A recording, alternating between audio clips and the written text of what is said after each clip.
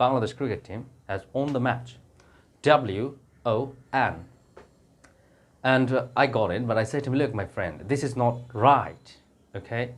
Okay, guys, today we'll be learning some words, basically pronunciation, because most of the words we pronounce them wrong. Complain করে যে ভাইয়া আসলে তো আমি যখন মুভি দেখি মুভিগুলো দেখে বুঝি না,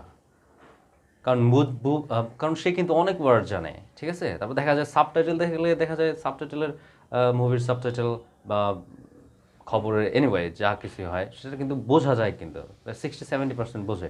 বাট যখন লিসেনিং করে, যখন শোনে, তখন কিছুই বোঝে না।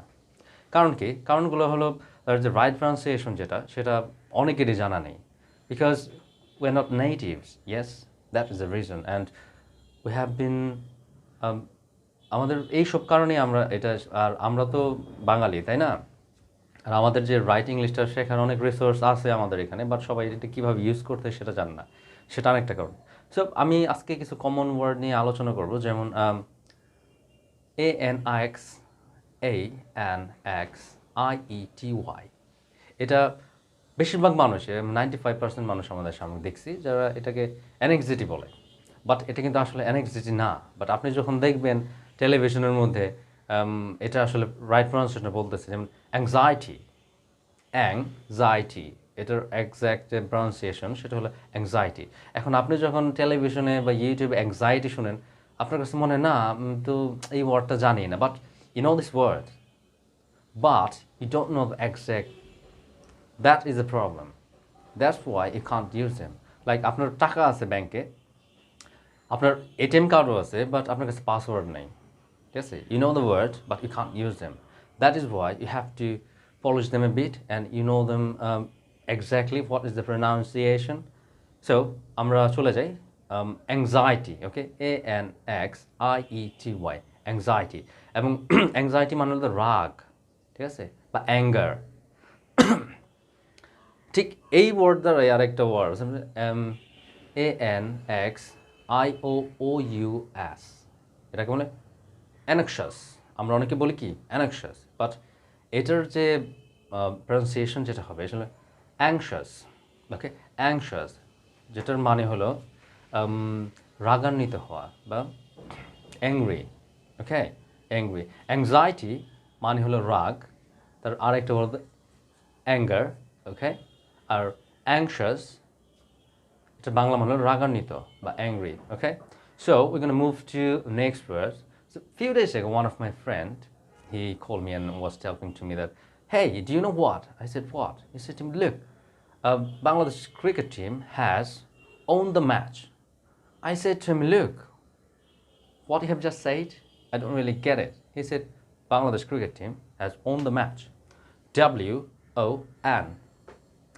And I got it, but I said to him, look, my friend, this is not right, okay? That is why you don't understand. And when you talk to people, and when you talk to someone native, they don't really get you. You know why? Because you have been mispronouncing, okay? Because of your mispronunciation, and because of your mispronunciation, they don't really get you. They don't understand you. And you don't understand because you don't know the right pronunciation.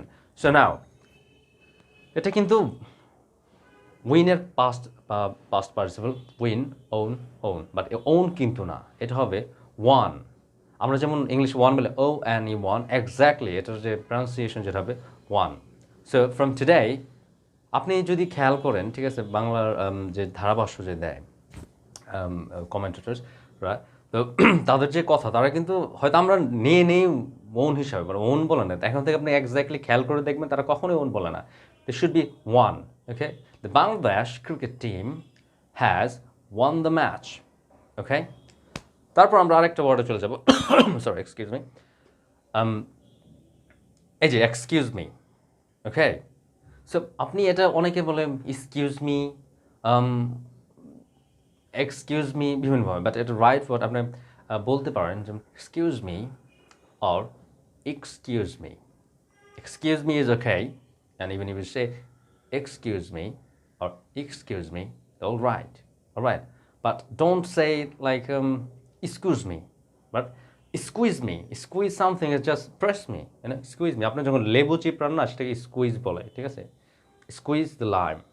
Okay, so squeeze R excuse me, so different. Okay, so আজকে থেকে আমরা বলার চেষ্টা করব সেটা হলো কি excuse me. All right, and next one is animal. We say it animal, but this is not animal, it should be animal. অবশ্যই আমাদের চ্যানেলে আপনারা সাবস্ক্রাইব করবেন এবং লাইক দিবেন, আমাদের সাথেই থাকবেন আশা করি, তাহলে আমরা অনেক উপকৃত হবে, আপনি নিজেকে উপকৃত করতে পারবেন। And thank you very much for today.